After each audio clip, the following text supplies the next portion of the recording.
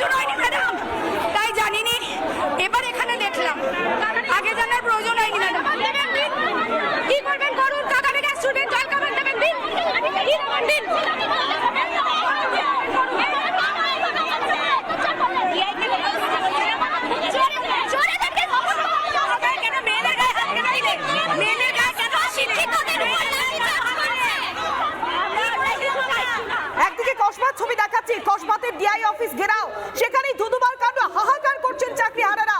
তাদের ভবিষ্যৎ কি হবে? আর চাকরি চাইতে গিয়ে, বেতন চাইতে গিয়ে তাদের কপালে জুটলো লাঠি। বর্তমানে ছবি দেখবো, আমাদের প্রতিনিধি সন্তোষের প্রতিবেদনে নজর রাখবো। তৈরি না হয় সেই বিষয়টির দিকেই কিন্তু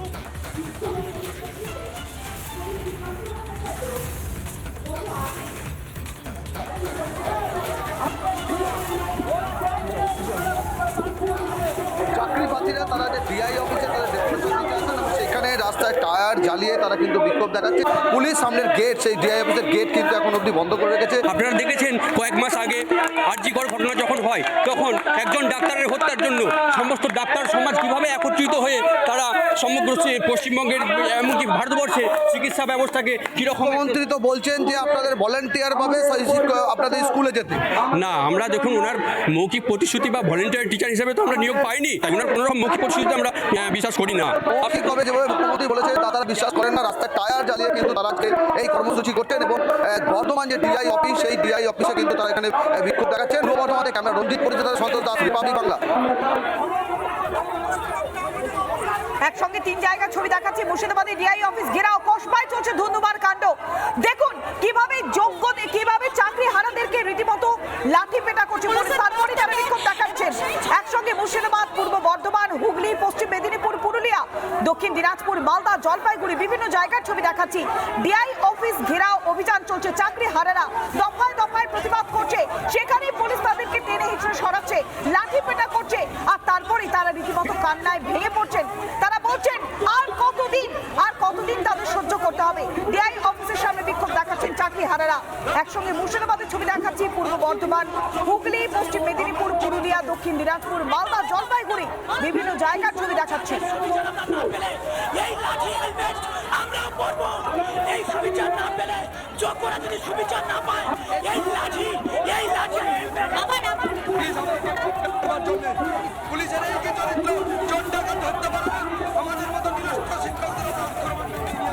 চাকরি হারিয়ে বর্তমানে হাহাকার করছেন চাকরি হারারা।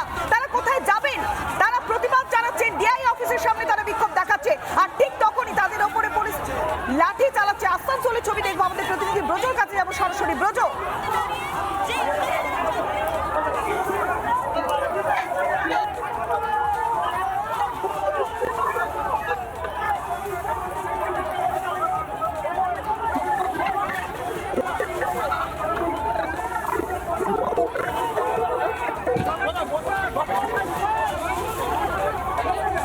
গোটা বাংলা উত্তপ্ত হয়ে গেছে। বিভিন্ন জায়গাতে চাকরি হারারা বিক্ষোভ দেখাচ্ছেন।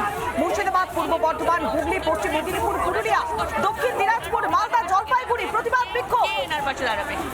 স্কুলে থাকার কথা ছিল, বাচ্চাদের নানা ধরনের কন্টেন্ট দেখার জন্য লাইক করুন, শেয়ার করুন আমাদের ফেসবুক পেজ, সাবস্ক্রাইব করুন আমাদের ইউটিউব চ্যানেল। পাশাপাশি অন্যান্য ব্রেকিং নিউজের জন্য অবশ্যই চোখ রাখুন রিপাবলিক বাংলায়।